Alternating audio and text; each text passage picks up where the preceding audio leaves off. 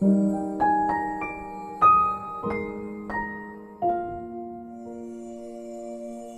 once you've had a go at practicing the face proportions and you've had a go at trying out some shading and drawing an eye, a nose and a mouth, you can then have a go at trying to put it all together. Again, start with your egg and measure halfway.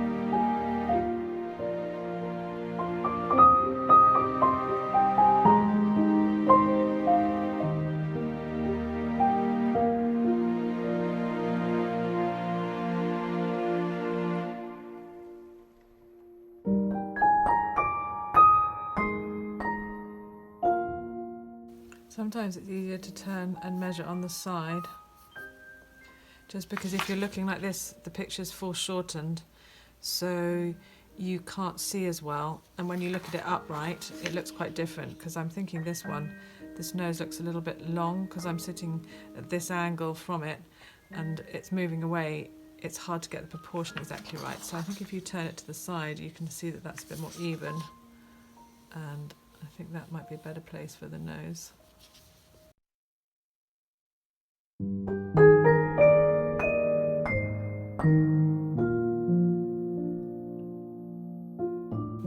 These sections here tend to catch the highlight. You might also get a bit of light on the top of the eyelid. It's harder to do behind the eyelashes.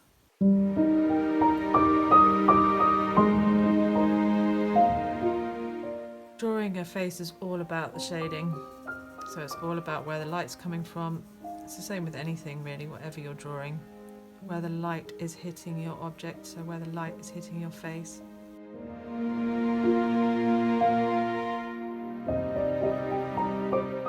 Now you've got to remember the teardrop shape and the triangles.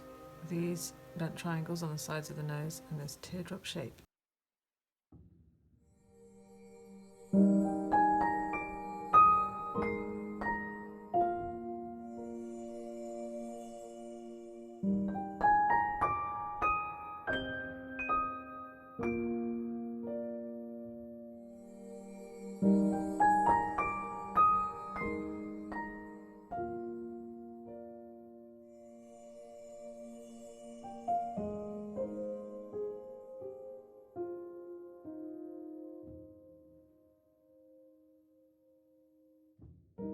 So you've got the highlights of the cheekbones, and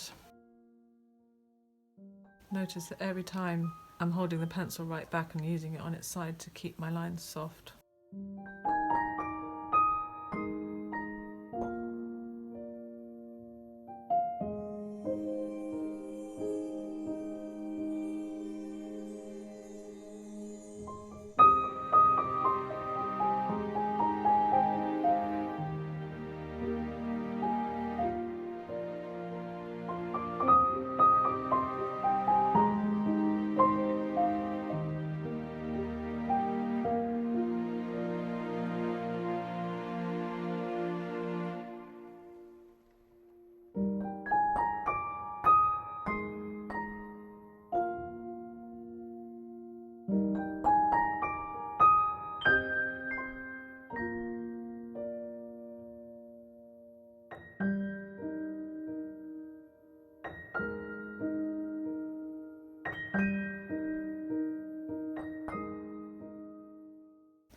It's not the most perfect portrait in the world, but I wasn't looking at a subject. This is just from my imagination and from the memory of drawing lots and lots of portraits.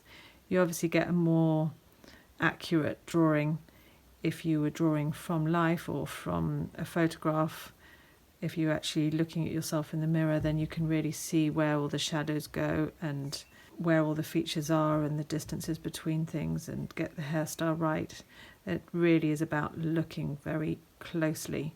But if you're trying to do just a generic face like this, it really makes a difference if you have an idea about where all of these features fall within the face and use your measurements.